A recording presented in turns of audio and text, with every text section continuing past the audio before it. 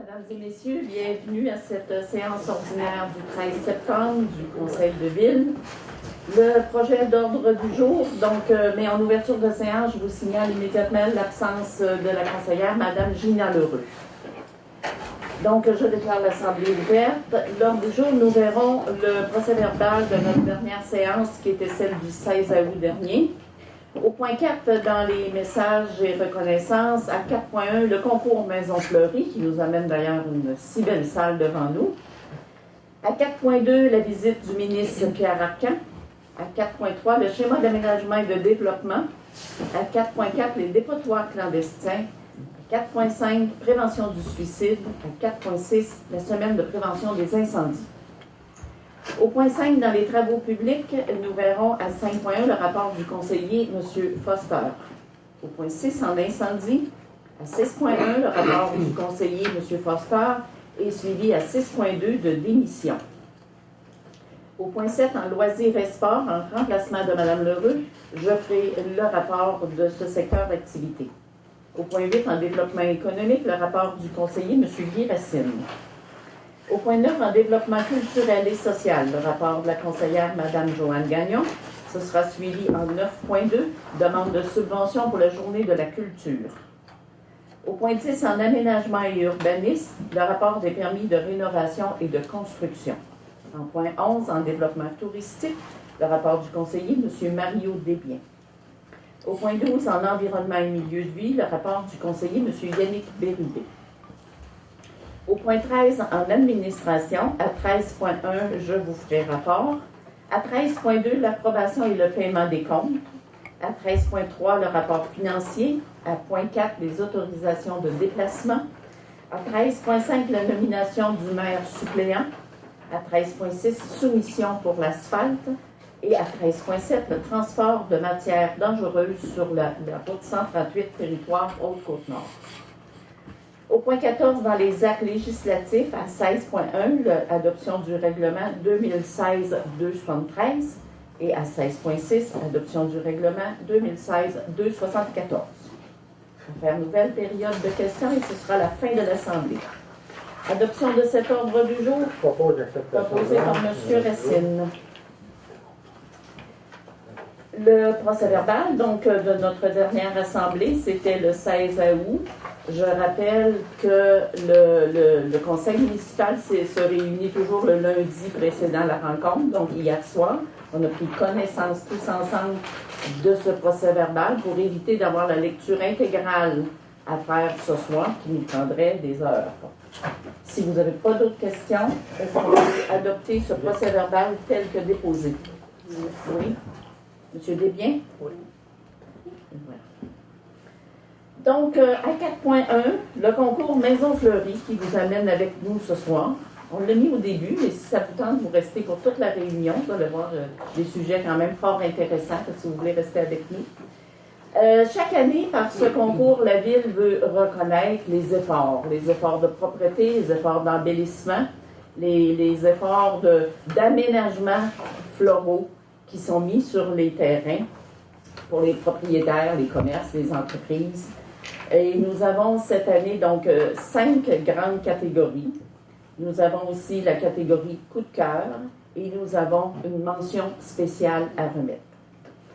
Alors, en plus du certificat qui vous est remis, il y a un chèque qui accompagne, qui vient compenser un peu probablement les coûts de vos aménagements.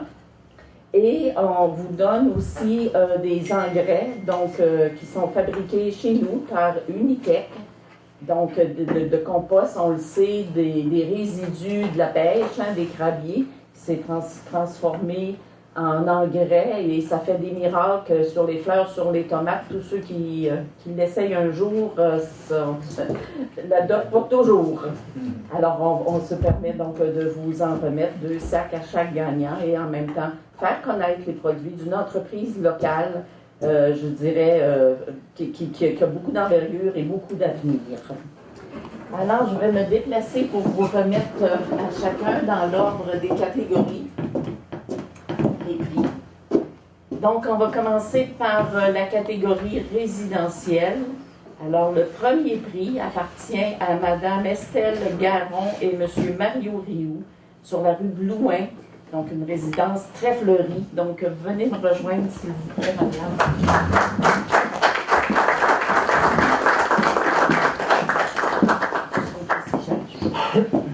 Alors, chacun reçoit le photo de sa maison, son certificat. Voici votre chèque. Ça va payer peut-être quelques fleurs, quelques aménagements.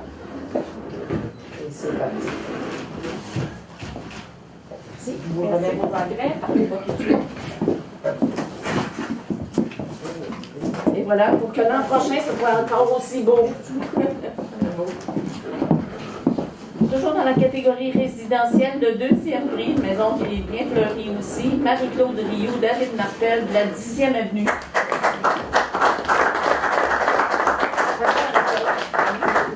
C'est beau, les belles couleurs. Alors, on va l'ouvrir. Il ne veut pas être sa photo. Hein? Tu veux pas? Tu peux venir si tu veux.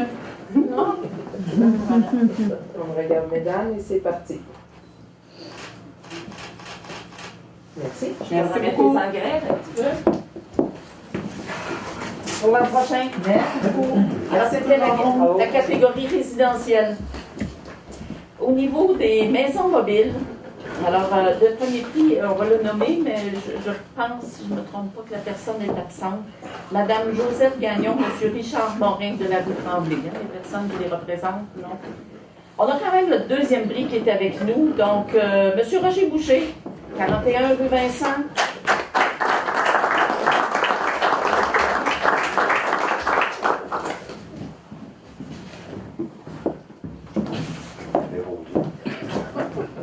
Félicitations, Roger.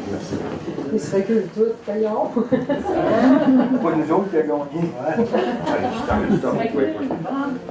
On regarde, mesdames, messieurs, et c'est parti. Moi, je vais faire quelque chose de dire, je n'ai rien. Merci. Voilà, je te remets les engrais. Ça, c'est important aussi. Pour l'an prochain. Merci, Rodrigue. Bravo, bravo. On a ouvert une nouvelle catégorie cette année, la catégorie des balcons. Parce qu'il y a des gens qui sont à logement et qui prennent le temps de décorer leur balcon, et je pense que c'est digne de mention. Il ne s'agit pas toujours d'avoir un grand terrain pour faire quelque chose de très, très beau. Et M. Morin, depuis des années, il fait quelque chose de très, très beau parce que je passe chez vous continuellement et je les vois, les belles fleurs. Alors, c'est M. Jacques Morin, de la 8e avenue. Et là,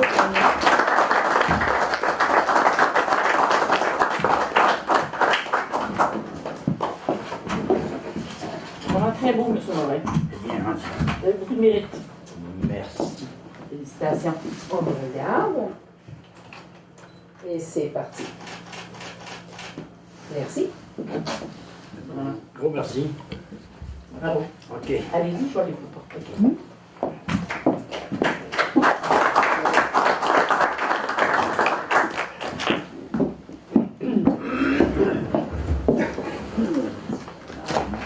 Bravo, monsieur.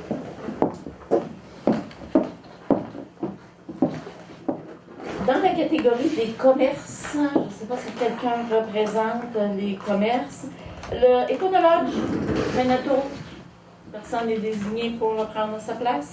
Non? Félicitations pour elle. Oui.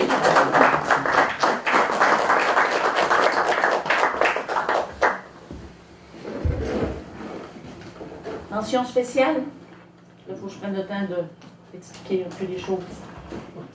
Nous avons, depuis quelques années, je pense, une grande chance à Forestville de compter sur la passion, la disponibilité de M. Canuel. Le 4 chemins est toujours d'une propreté exceptionnelle. Il est là le matin, le midi, le soir, il s'étend même un peu. Ça peut même inquiéter les citoyens. Certains ont peur pour votre sécurité. Certains m'ont téléphoné en disant il y a des journées, il fait trop chaud, vous devriez l'arrêter, Mme Antille, parce qu'il va avoir soif, puis vous prendre un coup de chaleur. Enfin, bon, chacun réagit à sa façon, mais la ville, elle, veut vous dire merci. Une reconnaissance particulière, vous faites un beau travail. C'est un coin, c'est un centre que tout le monde passe, hein? Alors que ça soit propre, c'est digne de mention. Et vous vous êtes donné cette espèce de mission, cette espèce de mandat dans votre vie. Et nous vous en sommes très reconnaissants. Donc, je vous invite à venir me trouver.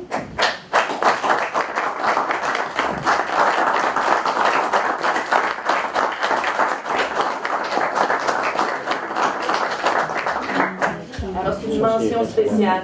Venez me voir. On peut voir une mention spéciale pour nous. On regarde et c'est parti. Merci. Félicitations, M. Canuel.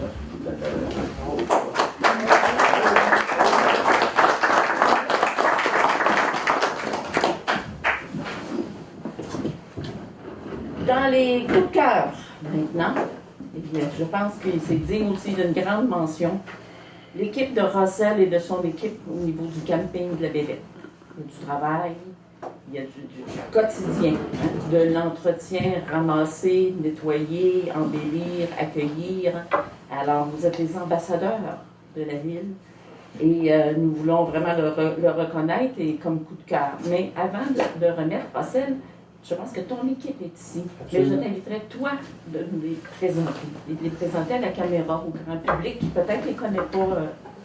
Alors, je te laisse aller. Je vais commencer par l'autre côté, l'autre bout. Nathalie, Oui, Stéphane, Jérôme et Marjolaine.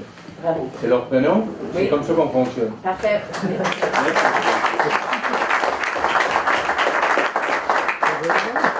vous plaît. Alors, dans la catégorie coup de cœur, voilà votre certificat.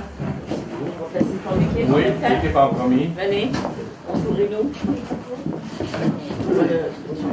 Oui, On va le mettre comme ça. Ah Collons-nous. oui, collons-nous. Collons-nous. Excusez-moi, monsieur. On est prêt, on regarde et c'est parti. Voilà. Bravo à vous tous.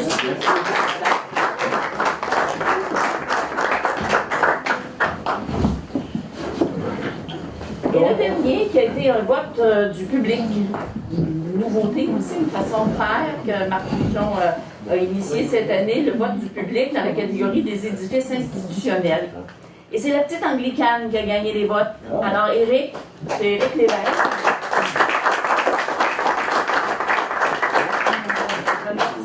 Alors, Éric est avec nous depuis des années, qui raconte avec beaucoup de bien documenté la première des choses, et beaucoup de passion.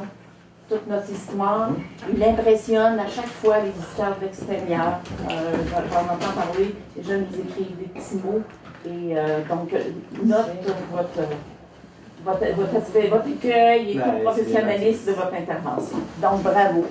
On regarde et c'est parti. Merci. Alors, bravo pour la petite anglicane. Ben, merci beaucoup. Félicitations. Bravo. Et voilà. Oh, mon Dieu, Ben oui, c'est ça. il reste de ça, non?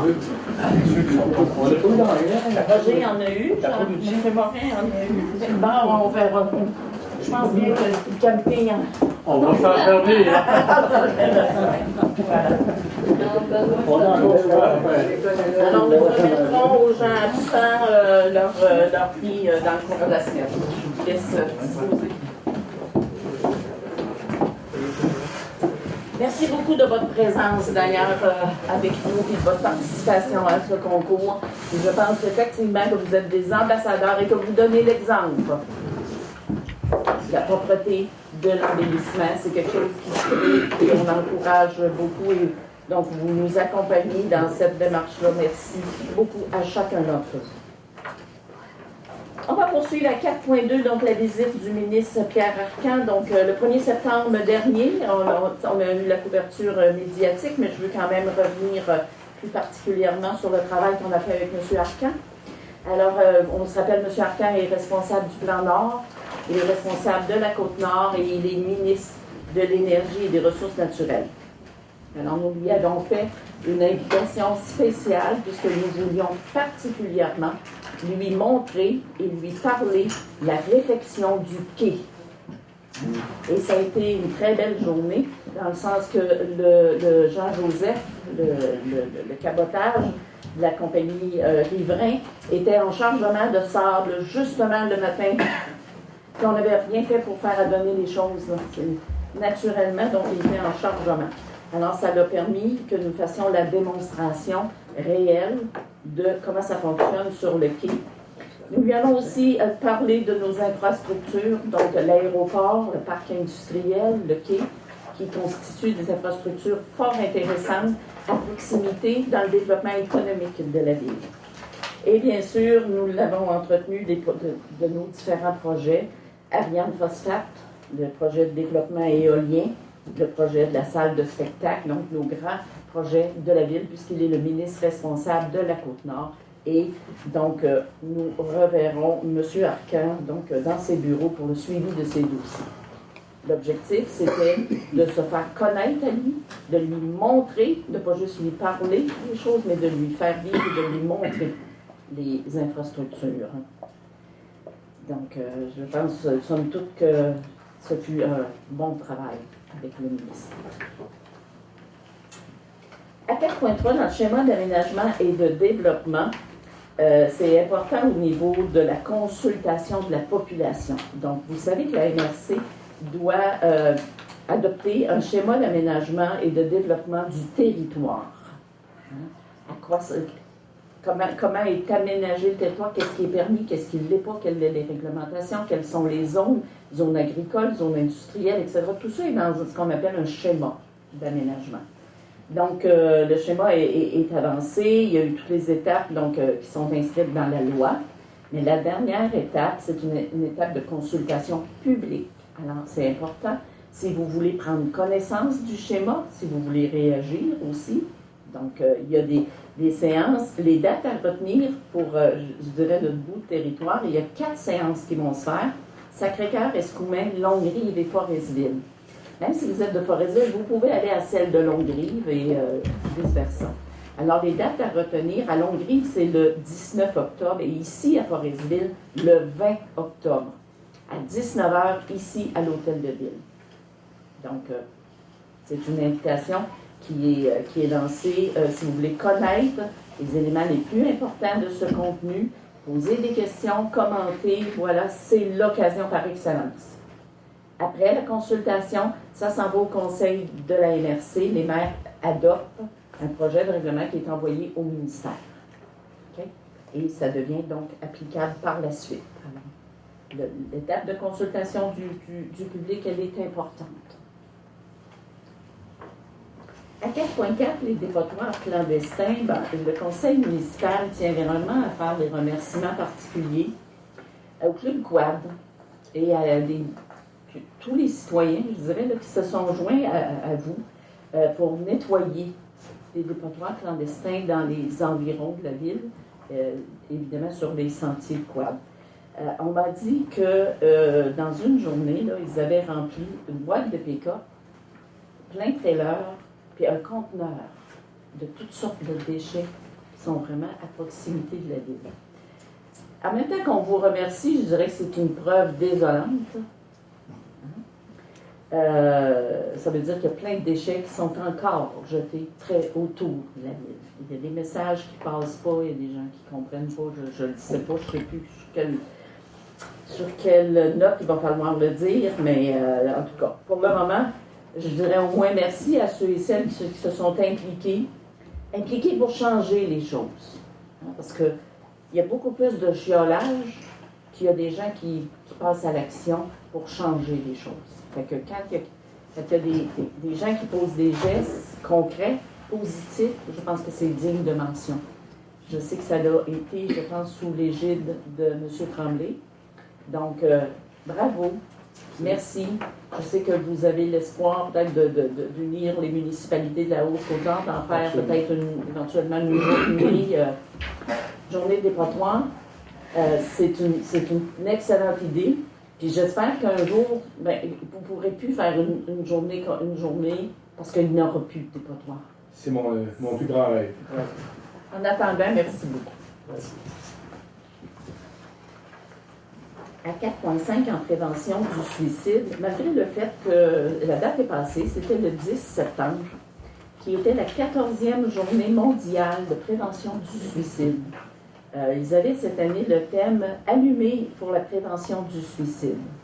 Et dans le fond, ce slogan, c'est qu'on nous demandait de faire une déclaration comme organisme et comme partenaire de la société, que nous sommes conscients du problème et qu'il doit y avoir des solutions. C'est des drames humains, des suicides. Et si tout le monde, il faut que tout le monde reconnaisse les dangers, les risques de suicide et que des gestes concrets soient posés pour que ces personnes en souffrance reçoivent l'aide, évidemment, de tels gestes. Alors, la Ville déclare aujourd'hui être solidaire des actions entreprises dans le cadre de prévention du suicide. Et pour terminer, il y aura du 9 au 15 octobre, on le dit maintenant parce que notre assemblée ne sera pas dans les dates, du 9 au 15 octobre prochain, c'est la semaine de prévention des incendies. Quand on parle d'incendies, de plus en plus, bien sûr, on parle de prévenir les incendies. Cette année, ce sera sous le thème « Le combat des chefs ». C'est dans la cuisine que ça se passe. Alors, vous verrez la campagne. Bien sûr qu'on parle plus des chefs d'incendie que des chefs de chaudron, là. Et il y aura plusieurs messages et plusieurs activités de prévention. On rappelle toujours dans cette semaine-là, changez vos batteries de détecteurs, soyez toujours des messages de prévention pour qu'il y en ait de moins en moins ou pas du tout. Ça serait encore mieux. Alors voilà pour le bloc 4 des messages. Je vais passer maintenant le micro. Le point 5 dans les travaux publics. Monsieur Foster, la parole est à vous. Merci, Madame la maire. Bonsoir tout le monde. Je voudrais en tout cas réitérer les félicitations à tous ceux-là qui ont participé au concours Fleury. On s'aperçoit qu'il y a des visages qui changent. Ça fait que d'année en année, ça veut dire qu'il y en a d'autres qui s'impliquent, puis qui se décorent, puis qui veulent décorer le maison. En tout cas, c'est félicitations encore une fois. Aux travaux publics, je vais vous dire un peu ce qui s'est passé ce mois-ci. Il y a eu la pause des services d'aqueduc et debout pour le bâtiment de service du parc Charles-Lapointe. Je ne sais pas si vous vous rappelez, au mois de juin, on avait refusé la subvention qui était trop élevée par rapport au budget qu'on avait mis. On est obligé de refaire faire des soumissions. C'est les entreprises Ranéros qui ont eu le contrat, puis c'est terminé. Là, il reste quelques petits fignolements, mais c'est complété. Il va rester juste à faire celui-là, l'autre bâtiment là, qui était déjà existant, faire la rénovation pour l'an prochain. Ça va se faire avant que la saison de balle recommence à l'époque. Il y a eu aussi la réparation du bris d'aqueduc à 138 près de la boulangerie. Celui-là, on a entendu parler longtemps, mais je vais vous dire pourquoi que ça a été long. C'est pas la faute de la ville, c'est parce que la valve d'eau était mitoyenne avec le ministère des Transports puis les terrains de la ville. Puis ça prenait une autorisation du ministère des Transports pour l'arranger, puis ça a pris 3 mois avant d'avoir l'autorisation du ministère des Transports. Mais ces choses du passé, arrangé, ça ne coûte plus, tant mieux pour nous. Ensuite de ça, on a la réparation d'un regard coin 10e rue 5e avenue. Ça, c'est l'entrée pour aller à l'Arena. C'est un meneau qui avait été complété parce qu'il était probablement trop bas, on n'avait pas les accotements de ciment dans le temps, on l'avait fait en bois. Puis là, le bois était pourri, ça fait que ça avait écrasé, ça fait que là, on l'a tout refait. Il était refait en deux. Il ne reste plus rien qu'à faire l'asphalte aux alentours. Et fait. C'est fait, Elle est faite, là? cet après-midi. Ah ouais, bon. Pourtant, le passé un matin, c'était pas fait encore. C'est ça.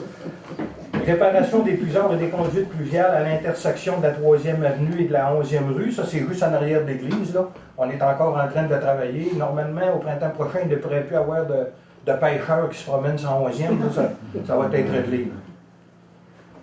Aussi, on a eu la visite d'inspection des stations par Mme Martine Véron du ministère du Développement durable, de l'Environnement et de la lutte contre les changements climatiques. Elle est venue faire une tournée des stations de pompage 1, 2, des étangs aérés. Il y avait quelques petites choses qui ne fonctionnaient pas. On nous a demandé de se mettre à l'ordre, puis je pense que ça va être fait. Là. Il n'y a rien d'anormal, en tout cas, de grave là, qui a été vu, qui a été détecté. Ensuite de ça, on a eu la visite du garage municipal par la Commission des normes de l'équité, de la santé et de la sécurité au travail. Ça aussi, c'est la même chose. Là. Ils passaient pour des inspections, puis il n'y avait pas grand-chose non plus. On n'a pas été retenus, on n'a pas eu d'amende, puis ça va se régulariser avec les employés. C'est tout pour les travaux publics, Mme la maire. Merci beaucoup. On va poursuivre en incendie, donc toujours à 6.1. Votre rapport, M. Foster. Voilà. Ça, c'est des... là, je vous dis ce que Marie-Pierre Dufour, la préventionniste, nous demande, parce que là, l'automne s'en vient, les cheminées, le chauffeur au bois qui s'en vient, ça fait que c'est des conseils de sécurité. On a parlé tantôt de la semaine des incendies, là, ça va aller avec. Chaque année, les appareils de chauffage sont la cause de nombreux incendies. La plupart de ces incendies sont causés par une installation inadéquate, une mauvaise utilisation ou un manque d'entretien. Là, elle nous donne des conseils. Afin d'éviter un feu de cheminée, ne brûlez que du bon bois sec. N'allumez pas votre feu avec du papier coloré ou glacé, puisque cela crée du créosote contre les parois de la cheminée. Disposez des cendres chaudes dans un contenant métallique à l'extérieur de la maison pour une période d'au moins 72 heures. Installez un avertisseur de monoxyde de carbone et gardez un extincteur de fumée à proximité du poêle ou du foyer.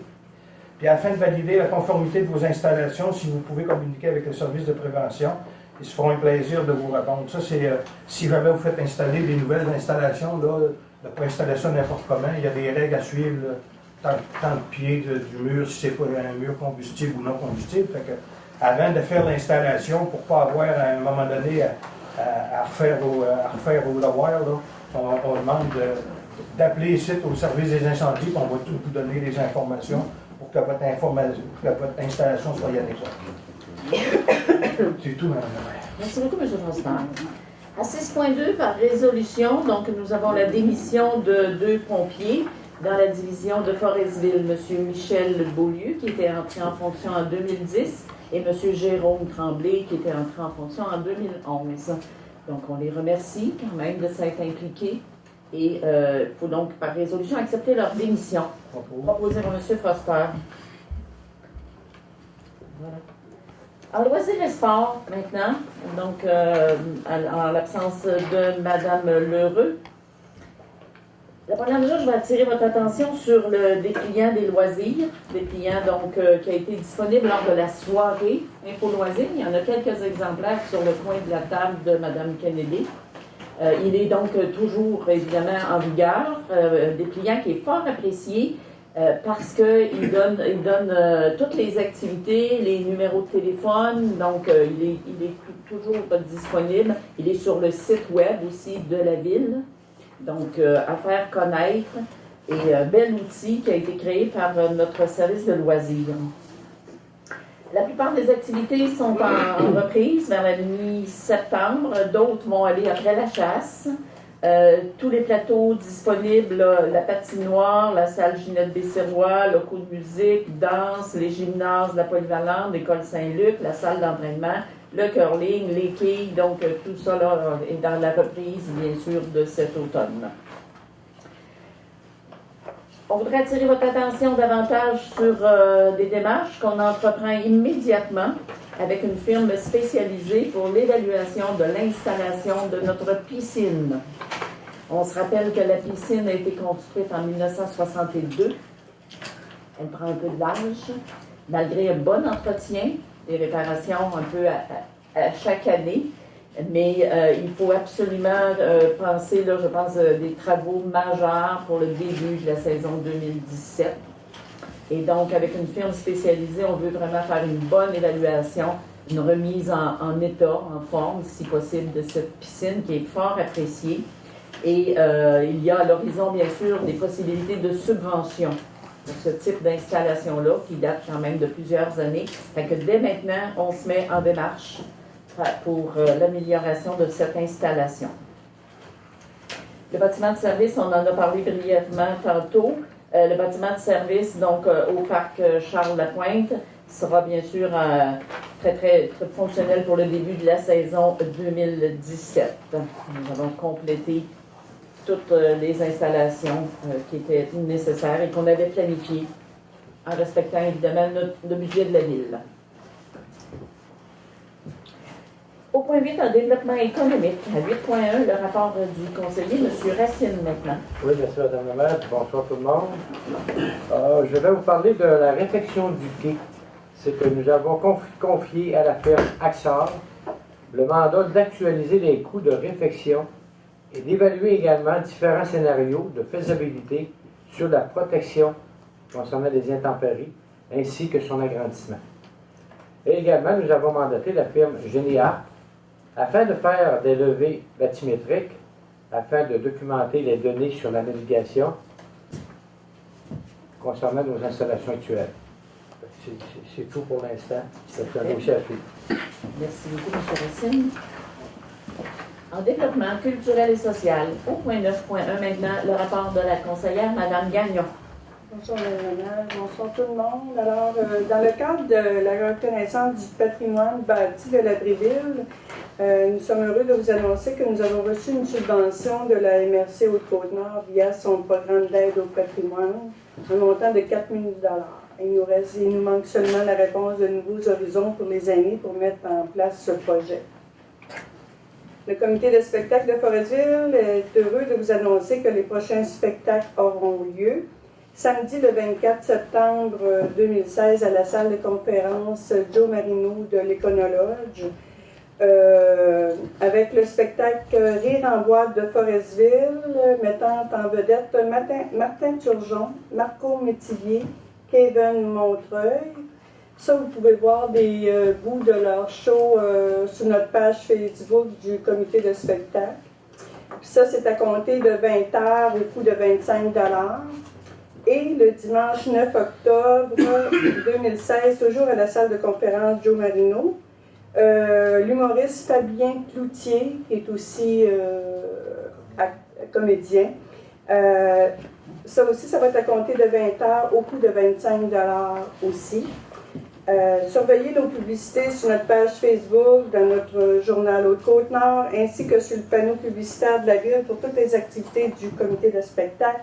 Et nous vous encourageons à nous encourager en grand nombre. Merci. Merci, Mme Gagnon. À 9.2, demande de subvention pour les journées de la culture. C'est une résolution. Donc, d'autoriser Mme Véronique Lévesque, qui est notre nouvelle animatrice en loisirs, et ou Mme Gina Foster, qui est la coordonnatrice en loisirs, à faire une demande d'aide financière auprès de la MRC Haute-Côte-Nord dans le cadre de la journée de la culture, afin de réaliser une fresque de style paravent avec la participation de l'artiste peintre Mme Linda Isabelle et les jeunes de l'école Saint-Luc. Également, résolu de confirmer que la Ville s'engage à fournir le local et les dépenses qui sont non admissibles au projet. Proposé par M. Foster. Ça va pour tous? Non, ça pas celle-là. M. Racine mentionne, oui, on a un très beau tableau qui est là. C'est justement de l'artiste Linda Isabelle. C'est pas cette fresque-là. Ceci est un autre projet qu'elle nous présente, qu'on reviendra effectivement, mais c'est effectivement un de ses tableaux. En aménagement et urbanisme, maintenant, à 10.1, le rapport des permis de rénovation et de construction qui nous sera déposé et commenté par M. Brochu. Merci Mme Anctil. Bonsoir tout le monde. Donc, nos nouvelles constructions jusqu'au 31 août 2016, jusqu'à date, nous avons émis 2 permis de résidence simple pour une valeur estimée à 310 000.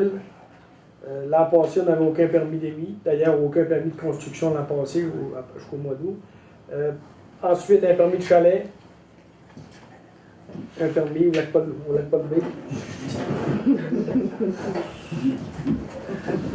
Valeur estimée de 100 000 $. Donc, nous sommes rendus à 3 permis d'émis pour des nouvelles constructions d'environ 410 000 $. Maintenant, au niveau des rénovations et améliorations, au niveau des résidences simples et maisons mobiles, nous avons émis jusqu'à date 100 permis pour environ 684 400 $ en valeur estimée. L'an passé, nous avions 96 permis. Pour les résidences multiples, 2 permis pour environ 5 000 $ en valeur. L'an passé, 3. Au niveau des chalets, 3 permis de rénovation pour environ 27 500. Au niveau des commerces, 4 permis pour 625 000. L'an passé, 3 permis. Rien au niveau des industries. Par contre, au niveau des institutions ou du gouvernement, 6 permis ont été émis pour une valeur ajoutée de 1 684 500 000. L'an passé, 2 permis. Donc, on n'a aucune démolition, aucun permis d'annuler. Donc, présentement, nous avons émis 115 permis pour une valeur ajoutée au rôle d'environ 3 26 400 $. L'an passé, à même date, nous avons émis 104 permis, un petit peu moins.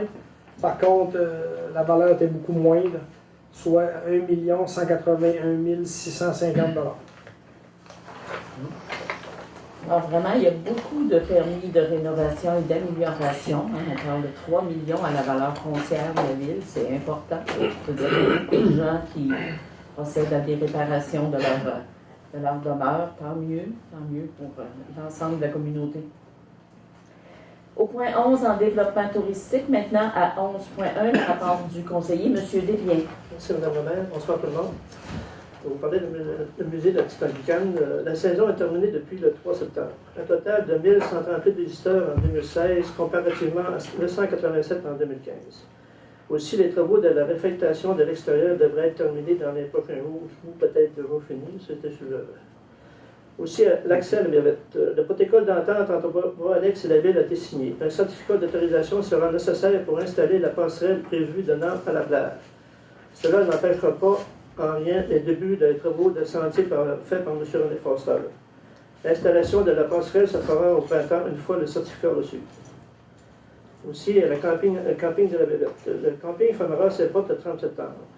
Je voudrais en profiter pour féliciter M. Russell Tremblay et son équipe pour leur excellent travail. Les commentaires reçus le prouvent. Le bureau d'accueil de touristique. Le bureau a reçu 1638 visites pour un nombre total de 762 visiteurs en août. Cette tendance s'annonce comme l'an passé. M. Eric Lalègue est de retour jusqu'en octobre. Les travaux de connexion des toilettes du bureau de touristique à la station de pompage ont été effectués. Ça va être tout pour moi. Merci. Merci beaucoup, M. Desbiens. On va poursuivre avec le point 12 en environnement et milieu de vie. Maintenant, le rapport du conseiller, M. Yannick Lérubé. Merci, Mme la maire. Bonsoir tout le monde. À la suite d'une étude de la MRC de la Haute-Côte-Nord, il a été permis de constater avec précision les matières qui se retrouvaient dans vos bacs verts à ordures. Il est étonnant de constater que 11,5 % du bac vert est composé de recyclage. Majoritairement de carton. Le carton, c'est bien important de mettre dans le recyclage parce que c'est un produit qui est facilement recyclable et qu'ils peuvent faire beaucoup de choses avec. Faites bien attention de le mettre dans le bon bac. C'est dans le bleu, c'est pas dans le brun. Les résidus de jardin, l'automne s'en vient, la récolte des feuilles va s'en venir pour l'automne. Bien important de le mettre aller le mettre à l'éco-centre. Pour pouvoir les récupérer. Ils sont aperçus comme quoi il y avait 15 % de jardin qui étaient dans le bac vert. Faites attention encore de le mettre dans votre place. À l'éco-centre, il y a de la place pour ça. Ça vaut, ça vaut. C'est tout pour moi. Merci beaucoup. Le bloc administration maintenant, dans mon rapport de la mairesse, je voudrais mentionner une contribution financière que nous avons reçue dans le discrétionnaire du ministre Jacques Daou, qui nous a octroyé une subvention de 15 000 $. C'est toujours pour des travaux bien précis. Dans notre cas, à nous, c'est le rond-point de la rue Luc. Alors, le ministre, une demande qui lui avait été adressée, donc dans son enveloppe discrétionnaire, cette contribution financière devrait, en principe, en tout cas, payer la totalité de l'installation ou presque. Alors, on accueille toujours avec grand plaisir de l'aide financière venant du gouvernement. Ça nous permet vraiment de faire des économies et d'en faire davantage, dans le fond, avec l'argent des citoyens. À 13.2, l'approbation et le paiement des comptes. Alors, les comptes sont aussi déposés, les documents sont toujours disponibles ici.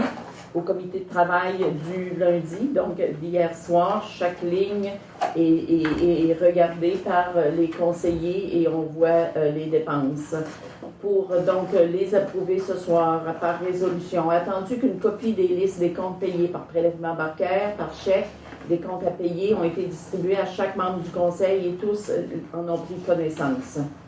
Attendu que le secrétaire trésorier a fourni tous les documents et explications à la satisfaction de ceux-ci et atteste que la municipalité dispose des crédits suffisants pour les fins auxquelles les dépenses sont projetées.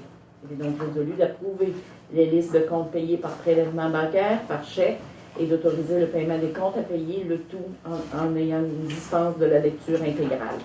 Alors, pour un total de 586 262,96 $. Proposition, Mme Gagnon. Merci.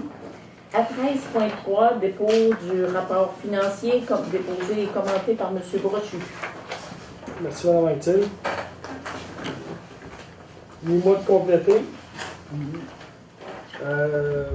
Au 31 août donc, 2016, au niveau de l'administration générale, nous avons utilisé 555 948 $.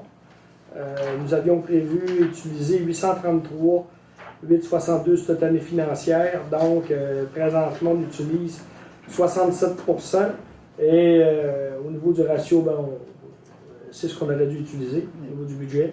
Sécurité publique, présentement, 642 220 $ utilisés sur un budget de 1078 632. 1 million, ouais. 1 million. Ça arrive mieux. C'est correct. On a été déficitaire. Un peu. 1 million, excusez. Donc, on a utilisé 60 % de notre budget à date. Comme je vous dis, 8 mois équivaut à environ 67 %. Au niveau du transport routier, 692 728 $ sur un budget de 1 078 827. Encore une fois, 64 %. Hygiène du milieu, 582 509 $ ont été utilisés. On avait prévu des sommes de 978 542, donc nous sommes à 60 % d'utilisation. Urbanisme et mise en valeur, 314 334 $ sur 441 547. Nous sommes à 71 % d'utilisation. Loisirs et culture, 475 772 $ utilisés à date sur un budget de 824 075, donc 58 % d'utilisation. Au niveau des frais de financement, nous avons utilisé 63 998 et nous avons planifié 138 900 pour l'année, donc on est à 46 %. Donc, nos dépenses totales à jour sont de 3 327 510 sur un budget prévu de 5 372 385. Nous sommes à 62 % d'utilisation, sensiblement les mêmes chiffres que l'année passée. Voilà. C'est donc un dépôt. Merci beaucoup. À 13.4, les autorisations de déplacement.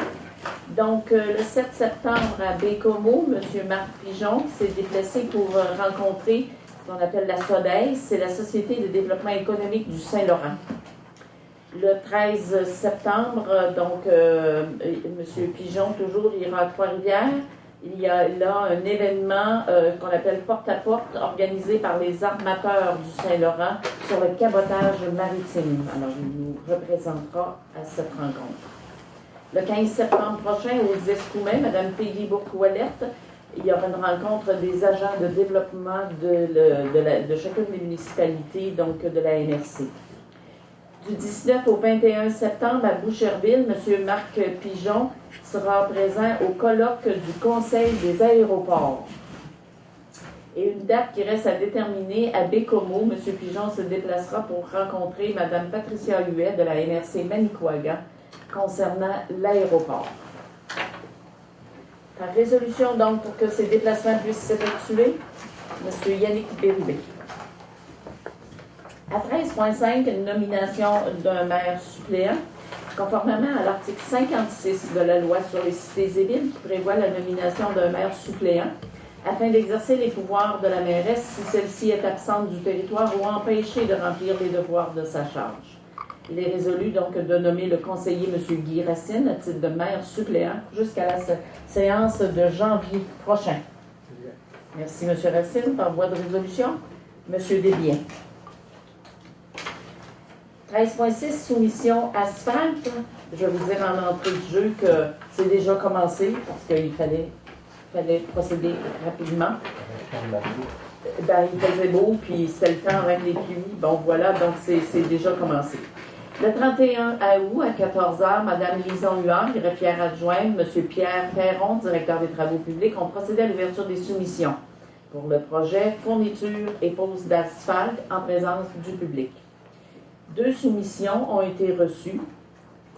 Premièrement, la demande était pour la réparation de 150 mètres carrés. Il y a du resurfaçage pour 600 mètres carrés et du nouveau pavage sur 600 mètres carrés. Donc, nous avons une soumission de terrassement et pavage S. Larouche pour un montant de 57 150 $ et Jean Fournier Incorporé pour un montant de 72 000 $.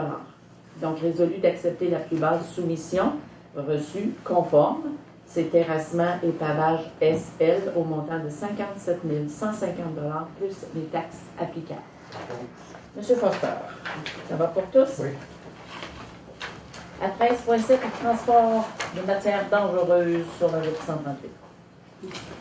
Attendu que plusieurs municipalités réclament désormais un resserrement des règles de sécurité sur les rails depuis la tragédie des wagons-citernes de Lac-Mégantic. Attendu que le transport des matières dangereuses par camion est un mode de transport qui comporte plus de risques d'accident que le train. Attendu que 70% des marchandises dangereuses qui transitent sur le territoire sont en fait expédiées par des véhicules lourds. Attendu que les accidents impliquant les véhicules lourds lors du transport de matières dangereuses sont 15 fois plus nombreux que les accidents ferroviaires. Attendu que le pétrole brut, l'essence, le mazout représentent plus des 3/4 des matières dangereuses transportées par véhicules lourds et que les autres matières, par exemple les produits chimiques, comme le chlore pour les usines de filtration et d'eau. Attendu que la Ville de Forestville souhaite que le ministère des Transports du Québec, qui régit et administre toutes les autoroutes et routes de la province, possède un système de suivi efficace de ces véhicules afin de prévenir d'éventuelles catastrophes. Attendu que certaines juridictions ont choisi de faire circuler les véhicules lourds transportant les matières dangereuses durant la nuit, ou du moins en dehors des heures de forte circulation.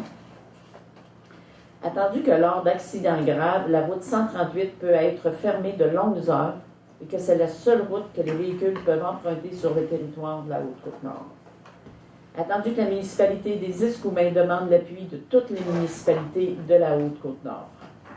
Il est résolu donc d'appuyer la municipalité des Escoumins dans leur démarche auprès du ministère des Transports afin de réduire les heures de circulation des véhicules lourds transportant les matières dangereuses afin que ceux-ci ne transitent pas sur notre territoire durant les heures de grand achalandage. Et que le conseil municipal demande au ministère des Transports de fournir à la Ville de Forestville une liste des véhicules lourds et des matières dangereuses qui circulent sur notre territoire. Et qu'une copie soit expédiée, une copie de la résolution, au député de René Lévesque, M. Martin Ouellet. Proposé, M. Racine. Dans les actes législatifs, maintenant, on s'est trompé, c'est pas 16, hein, c'est bien 14.1. L'adoption du règlement 2016-273, puis ce sera suivi de 274, puisque c'est le même règlement.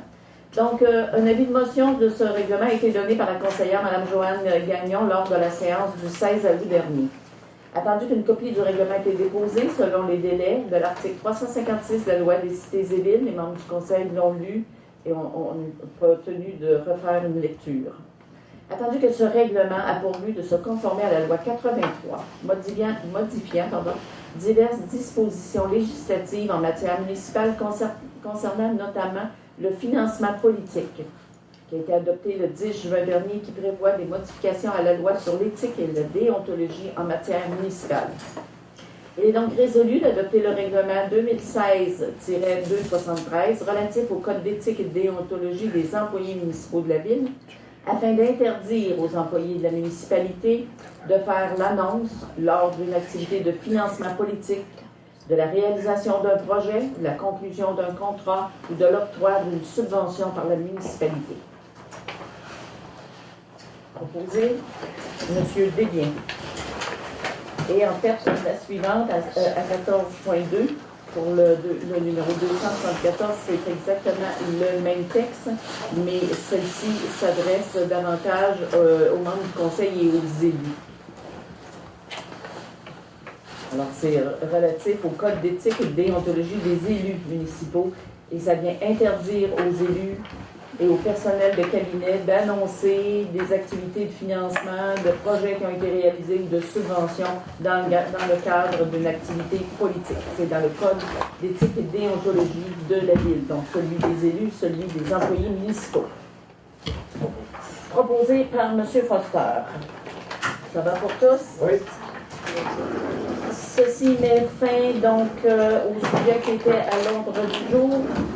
Nous passons à la période de questions avec une priorité. Madame Kennedy, si vous avez des questions pour nous? Oui, j'en aurais une, Madame Anctil, dans le secteur développement économique, l'intervention de M. Racine concernant l'actualisation du dossier de réfection du quai. Est-ce que c'était dans vos plans? Est-ce qu'il y a eu du nouveau? C'est dans nos plans. On se rappellera que, je pense que c'est 2011, M. Brochu, ou 2012, il y a déjà eu une étude de fait, en bonne et due forme, sur les coûts de réfection du quai. On a fait circuler depuis ces années-là, bien sûr, les demandes de subventions, parce que là, on parle en millions, bien sûr. Et donc, il devient nécessaire, au moment où on se parle, dans le cadre de la stratégie maritime, je dirais qu'il y a des fenêtres d'opportunités qui s'ouvrent présentement, mais on est sur les coûts, une étude de 2012. Alors, il faut mettre à niveau, il faut faire la mise à jour des coûts de 2012 maintenant à 2016, puisque c'est sûr que ça va augmenter la facture. Alors, c'est dans ce sens-là qu'on travaille présentement. Mais en même temps, depuis ce temps-là, l'usage du quai est plus grand. Il y a des horizons aussi qui s'ouvrent en termes de développement économique et ça nous permet peut-être, en faisant l'étude, en plus de faire la réflexion, d'étudier des scénarios d'agrandissement aussi. Et comme M. Racine l'a mentionné, il y a aussi l'enrochement, le brise-lames, qui permet de protéger, bien sûr, les installations et peut-être les usages et le développement de nouveaux créneaux.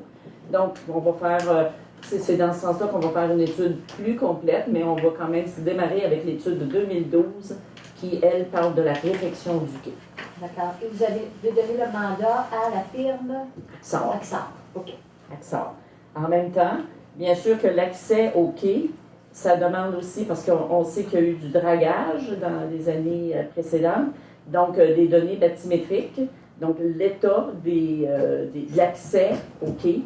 Là aussi, donc, on a une firme qui va nous donner, qui va nous refaire les relevés bathymétriques, donc pour qu'on puisse avoir l'ensemble de l'utilisation de ce quai qu'on considère comme étant un joyau de notre développement économique. Okay. Donc, vous allez avoir un portrait version 2016. 2016, à présenter dans toutes les instances pour avoir de l'aide pour le financer. Okay. Ça va être tout pour moi, merci. Merci. À vous, le grand public. Avez-vous des questions pour nous? Oui, Mme O'Binton. Madame la mairesse, quand on parle de ramonage de cheminée, oui, ce serait bon s'il y avait une équipe qui passerait par les maisons pour ramener quand tu as des maisons hautes. Là. Il y aurait là une petite entreprise à démarrer, même, avec un employé qui offrirait le service à ses concitoyens. Ce serait une bonne chose. Alors, on fait appel à des entrepreneurs ou à des promoteurs. Le besoin est là. Non, je vous regarde pas. Non, mais je dis j'en ai que d'autres questions. Soumission d'assaltage. Est-ce qu'il va en avoir un peu dans la rue Paul-Bé? Non, je ne crois pas que ce soit dans les priorités, non. Même pas beaucoup, quelques trous. Les priorités présentement là, sont où est-ce qu'on a eu des bris d'aqueduc qu'on a réparés. l'école, le coin de la 11e, là, qu'on parle de nos problèmes d'eau.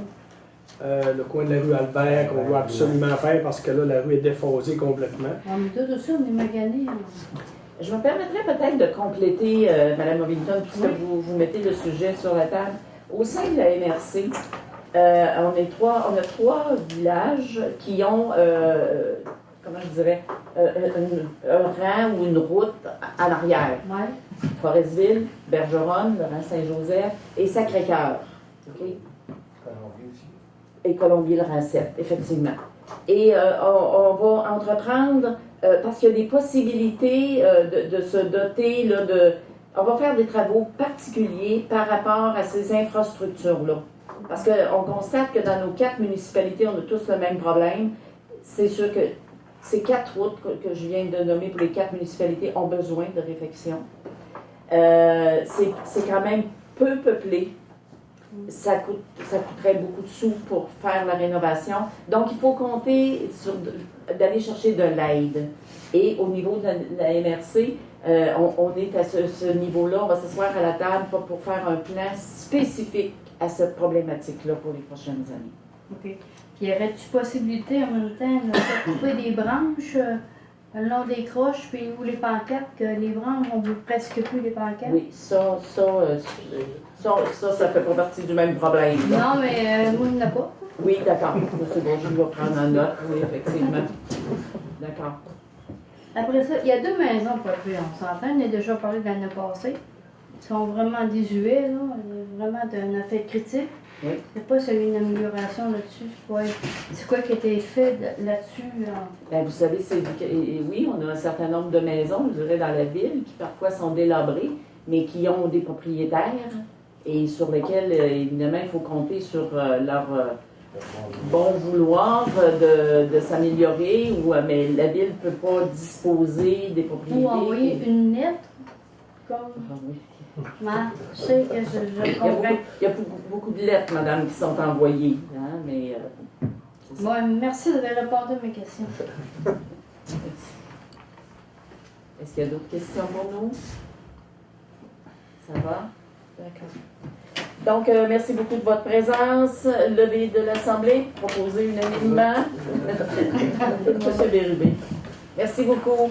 Bonne fin de journée. Merci. Merci.